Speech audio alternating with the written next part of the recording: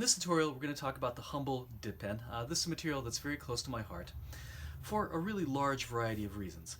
Though I use fountain pens, the dip pen is really better than any other pen on the market, whether it's a Micron, whether it's a Repeatograph, whether it's a super expensive $500 fountain pen. Why? Well, first of all, they're inexpensive. This nib holder, which I've had for years and years and years, probably even since high school, was probably a few dollars. The nibs, even the really good ones, are relatively inexpensive, $1 or $2, maybe $3 at the most. They're really easy to clean up, so I just rinse this in water, let it dry, which obviously cannot be said for most fountain pens, which require a long flushing process. And most importantly, the type of ink used in dip pens is different from fountain pens in that it can be waterproof. Now, having waterproof ink is really important when you're using mixed media. If I want to put down some kind of line and go over watercolor, which is usually how I use my dip pens in conjunction with some kind of wash. And then, because the dip pen inks are slightly more viscous, it allows for more line variation. So the ink stays in the pen a little bit longer and doesn't split like often it does in a fountain pen. Now, line variation, flexibility is assumed in dip pens. Most dip pens are flexible, which is not the case for fountain pens. So unless you're using a specialized fountain pen with flex, see my tutorial on flexible fountain pens. Most fountain pens are really, really stiff. So let's talk about the wide range of nibs available for the dip pen. This is a very, very common brand. This is the Hunt Globe 513EF. This is just about the most commonly available dip pen nib on the market. When you go to the art supply store, you're going to see a range of nibs for calligraphy. They're also probably made by Hunt Globe. And then you're going to see these. Maybe a few other kinds, probably not. But the good thing is this is actually a fairly decent nib, which I quite often use. So this is the Hunt Globe 513EF. What's so good about it? Well, it puts down I would say this is like a medium, relatively juicy line. It's smooth, it flows really, really well.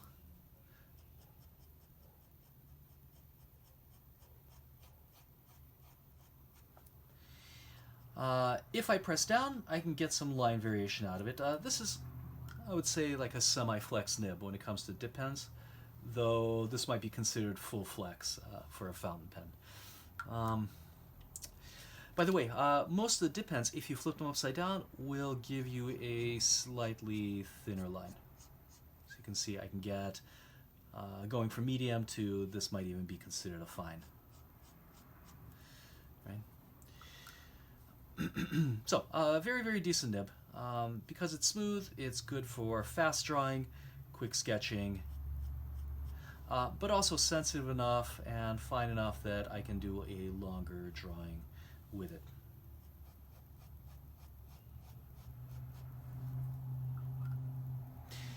By the way, when you buy a dip pen, usually it's covered in some kind of oil or a protective varnish that needs to be cleaned off before you use the pen.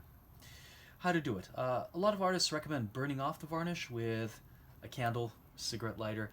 I wouldn't do that. I think the best method is to take a little bit of toothpaste, an old toothbrush like this, and scrub off the varnish. If you don't, you'll find that the nib doesn't hold ink very effectively. It pulls up and kind of slips off, so you're going to be constantly re-dipping the pen. The other thing is, when you first buy the pen, it's quite often fairly stiff. Pens have kind of a lifespan. Usually at the beginning they're stiff and a little bit scratchy. And then over time they smooth out. And then after a while you'll find that they start to corrode a little bit, or that the tip starts getting broader and broader and broader. It starts kind of polishing off. But these are cheap, so you can buy them in packs and constantly replace them. Don't worry if they corrode. This one I've had for I don't know how many years at this point, and it's perfectly fine. So that's the Hunt Globe 513EF. This is probably the second most widely available nib on the market, and actually it comes quite often in a 2-pack together. This is the Hunt Globe 512. It's a slightly smaller nib, but don't let its size fool you. It actually puts down a slightly broader line. It's a little bit less flexible, so you don't get quite the same line variation out of it as you would the 513EF. But look, it really depends how you draw, how much line variation you actually need. You might be one of those artists that don't like line variation, in which case there are stiffer nibs for you. However, this one is stiff enough that really, if you don't want to vary the line, you can avoid it. You can avoid the line variation altogether. This one is sort of at the end of its lifespan. It's a little bit corroded. It's probably giving a little bit of a broader line than it would out of the box originally. But again, I can tease out a slightly finer line with it if I should so want. So another very, very decent choice. This is the Hunt Globe 512. A lot of artists will use both in combination, so they might start off with a finer sketch using the 513, and then eventually towards the end of the drawing switch to a broader line with the 512. However, I think the best nibs are versatile enough that you can do really, really fine work with them, and then if you should so need it, go heavier. So this is the Hunt Globe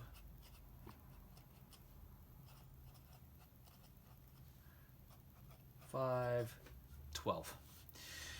So unfortunately, the range of nibs available at most art supply stores are pretty much limited to these two. However, now we have this thing called the internet, which allows you to buy nibs from Japan and Europe as well. These are two excellent, excellent, excellent Japanese nibs. This is the Tachikawa 600EF.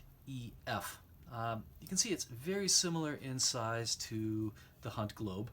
They probably stole the design. It's quite possible. But it's a much finer nib, considerably finer. It's still smooth. I think if the nibs go really, really fine, unless you're using specialized paper, you'll find that they're going to end up being kind of scratchy. That's kind of a trade-off. Whenever you're using a really fine nib, scratchiness can become a problem.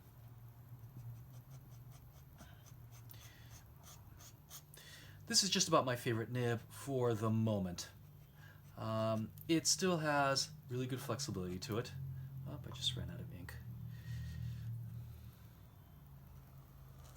So I get just as much line variation as I really need. And for the type of work that I do, which has a lot of cross-hatching in it, a lot of build-up of values, this pen works really well for me.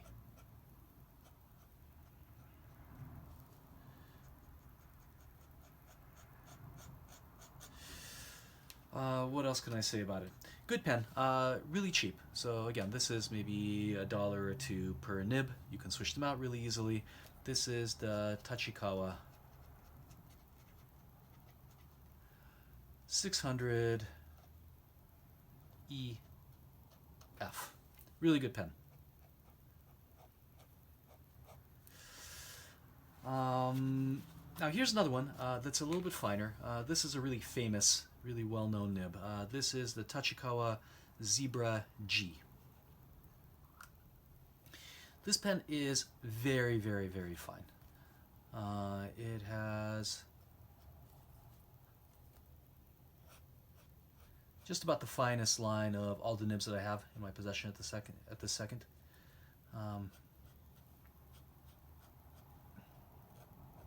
It has good line variation too. It's probably a little bit more difficult to control than the Tachikawa. You have to have a little bit of a lighter hand. if you want to keep the pen from flexing. You want to have a consistent line.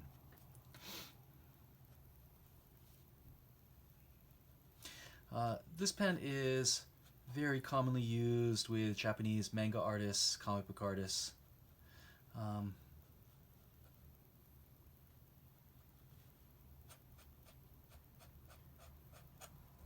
Really excellent pen for hatching.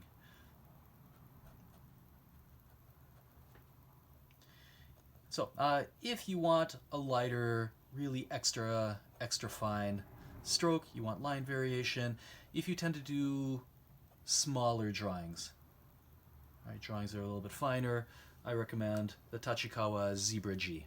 So Zebra G. These are really widely available on the internet. And again, you can get a package of 10 for maybe $1 a nib. So again, there are lots and lots of nibs available on the market. I'm not going to talk about all of them. However, there are specialty nibs that have extreme flexibility. So this is the Brause Rose. This is a really famous nib, not really among artists, but among calligraphers. So anybody who's done copper plate, like really fancy Victorian style writing, is familiar with this particular nib. You can see the cutouts make the nib very, very, very flexible. This is a specialist nib. It's hard to control. It's hard not to put pressure in it. But with a little bit of practice, you'll find this nib is very, very versatile. So it puts down a fairly juicy, almost like a broad line if you want it. But then if you want to flex, let me make sure I've got enough ink here, it flexes just about as well as really anything. This almost feels like a brush rather than using a pen.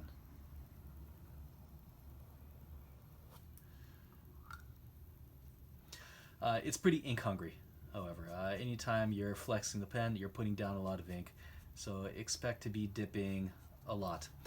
It's not, however, so flexible that I can't control the line. I can still control the line relatively well. You just have to have a light hand. Look, that's a trade-off with extreme flexibility, with fountain pens as well. There's some fountain pens that are so flexible that you really, really have to practice to develop control.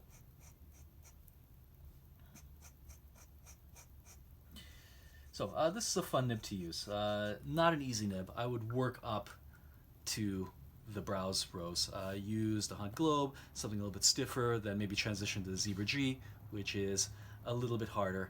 And then if you want really strong line variation, if you want to do quick gesture drawings, right, with really bold line variation, then you can try out the Brause Rose. This thing is pretty ink hungry, but look, these things are all very dependent on the type of ink. So for this type of nib, I would probably switch to a slightly more viscous ink that holds a little bit more, holds on a little bit more to the pen. Look, getting the right combination between the nib, the pen, and the paper sometimes takes a little bit of work.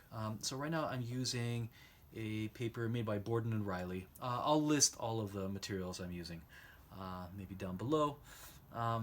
But quite often, certain nibs will work really well with certain inks, but not certain types of paper. So getting that right combination, once you found it, is really golden. And once you have that combo, you're going to be hard-pressed to change, because it takes so much time to figure out exactly the right combination that works for you. So there are 5 nibs that I recommend for you guys. In the next tutorial, we're going to talk about how to actually use your pen.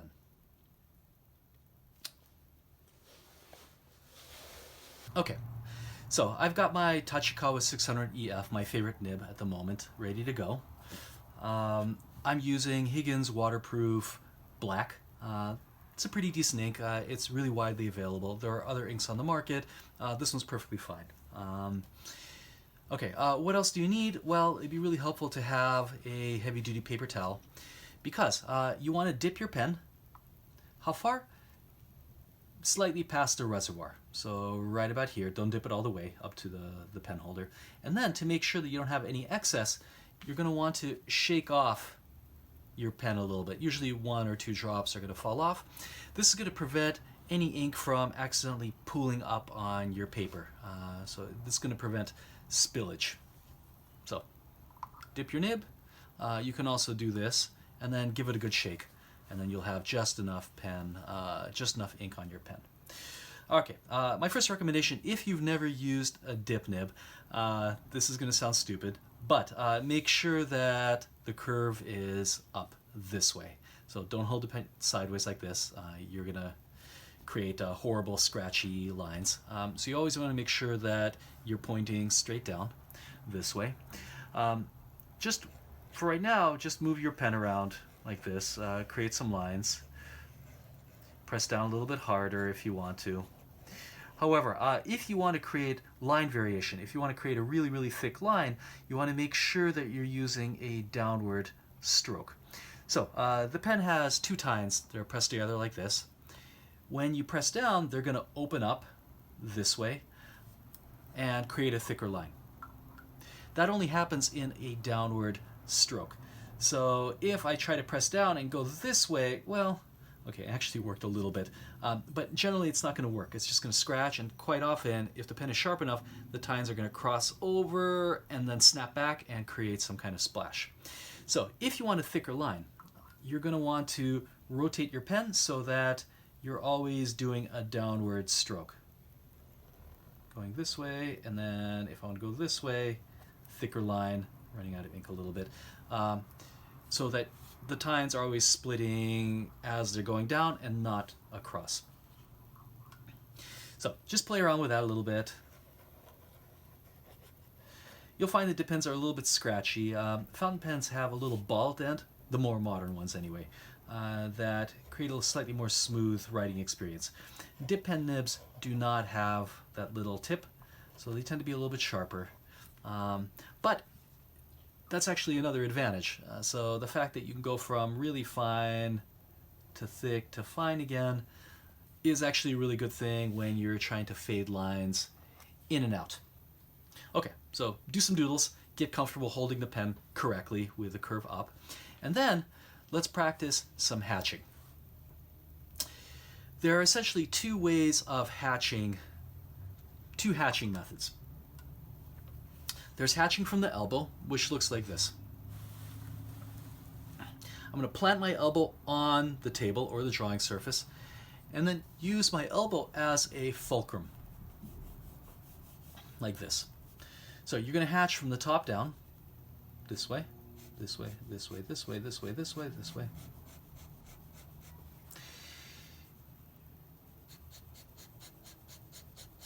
Working from your elbow results in a relatively straight, really long hatch. So I can create long hatches which cover a lot of ground. Like this. The trick when you're hatching is to keep the strokes the same distance apart. So not to vary the distance in hatch. So when I apply the next layer, I'm going to rotate my paper a little bit. I can also change the angle, move my elbow over a little bit, and apply the next layer. This is the easiest way of hatching from the elbow, the easiest way of maintaining a really long, consistent line.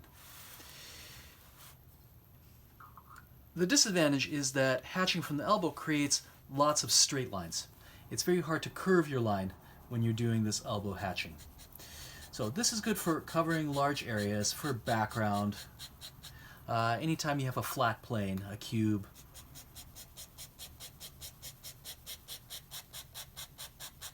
The flat hatch method works really well.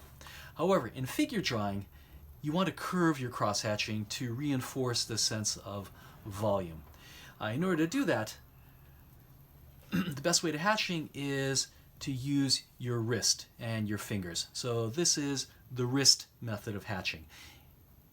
Because your wrist has a circular motion to it, and so do your fingers, that makes it almost impossible to create a straight hatch. Your hatching curves automatically. This usually creates smaller hatching, If I want to get longer hatching, I can move my fingers, okay, not that far back, maybe a little bit further back, so that it opens up the stroke and makes it longer. However, that gives you a little bit less control.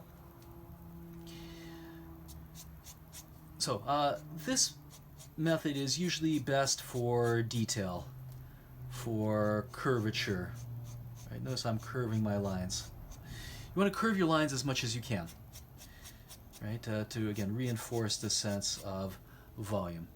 So I want you guys to practice both ways of hatching. Start off by just moving your pen around. So first step, just doodle.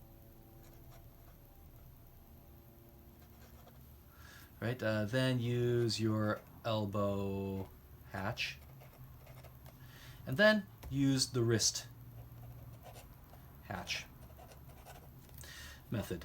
Do this for a while. Back in the day when I was practicing my hatching, I would fill entire sketchbooks with value scales. I would practice different kinds of hatching on basic forms.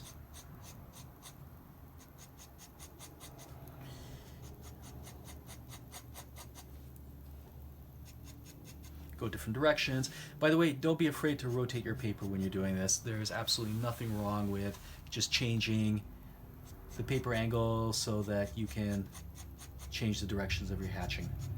Not an issue.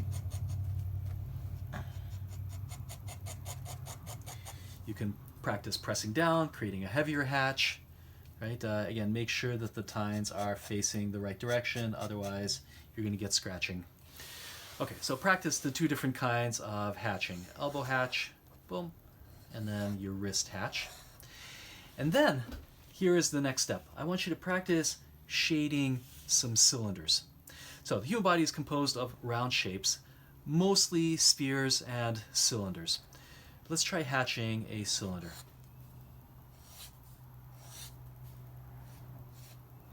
Okay, let's say for the sake of argument that our cylinder is lit slightly from the front, slightly from the side. Traditional way of lighting.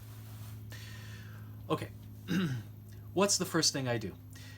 You find the light break. This is going to be the same as when you're shading with a regular pencil. The problem is I'm using nothing but lines to represent value. So the worst thing you can do is to put in one single line like this to represent the light break. Please don't do that. Here's what you're going to do. Instead of putting down a line like this, which is always going to make the shadow edge look sharp and like a corner, you're going to put down a thin layer of hatch like this. We're dealing with a body shadow. We're going to curve our line a little bit and start going this way. This represents our body shadow.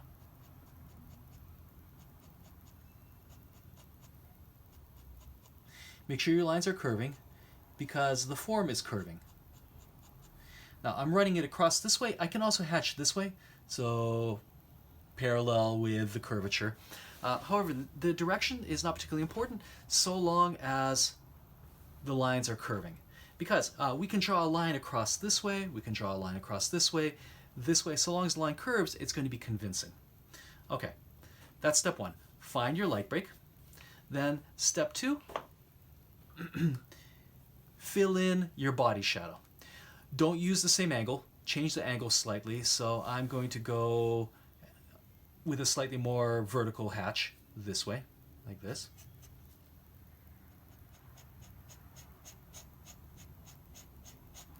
And then shade, run your hatch ever so slightly past your core shadow.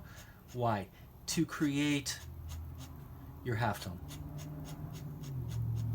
Like that, right? Then at the same angle, fill in the rest of the shadow.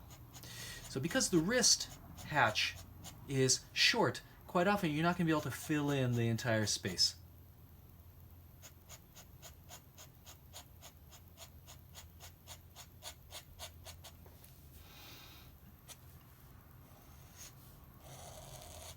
I'm going to put a heavier line here because we're dealing with a shadow. Okay, so we found our light break. we've got our core shadow. We need to start shading a little bit more, change your angle a little bit, and start filling in your shadow a little more. If you want, you can push even further into the shadow this way to create an even softer halftone, like that. If I want to go a little bit darker, let's say I want to reinforce my my core shadow, I can go in, change the angle. Let's try a vertical angle. Going this way.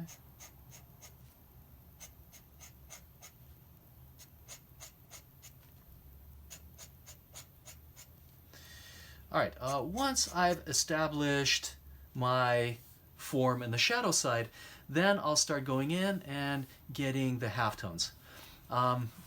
In this case, our forms are going this way, like this. So I'm going to hatch this way, like this. So that can be your elbow hatch, like this.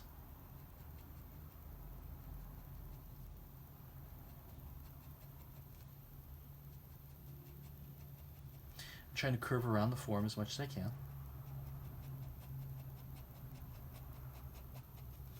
Like that. And now I'm going to put a slightly lighter hatch on this side, like this.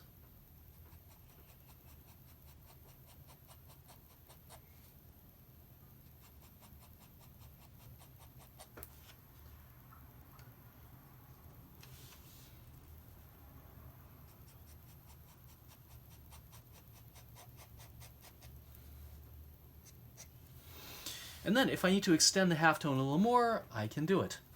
I can do it. By the way, don't be afraid to use the same angle if you need to. It's absolutely legal. Not a big deal. However, your hatching is going to look a little bit cleaner if you don't repeat your angles.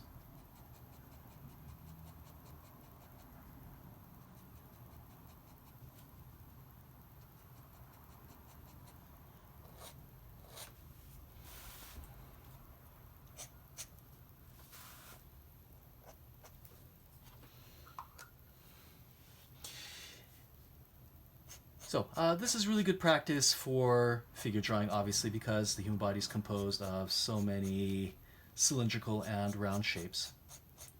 So once you practice your different hatching methods, try this. Try shading a cylinder. So in the next tutorial, I'm going to sketch in the figure using a pencil, graphite pencil, and then let's see what this looks like in actual practice in front of an actual model.